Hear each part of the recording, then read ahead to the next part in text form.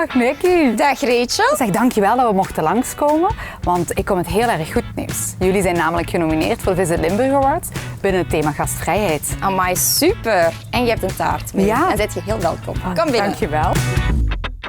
Nicky, wat doen jullie hier juist bij Mam? Mam is een vakantiehuis met plaats voor 10 personen gelegen in Haspengouw. Het is vernoemd naar mijn grootmoeder, naar Mam. En het is ook verbonden aan ons familiaal fruitbedrijf. Welke unieke activiteiten kunnen gasten hier beleven? Ja, onze gasten kunnen echt actief deelnemen aan de fruitteelt. Dus zowel van bloesem tot oogst. Denk aan het plukken van je eigen kersen en appels. Maar natuurlijk is er nog veel meer te beleven hier bij Mam. Waarom moeten de mensen stemmen op Mam? Ik ben ervan overtuigd dat er geen meer unieke locatie is om Haspengouw te beleven. En dan natuurlijk onder het goedzinnende oog van Mam. Veel succes. Dankjewel. We eten er nog een stukje taart van. Dat klinkt goed.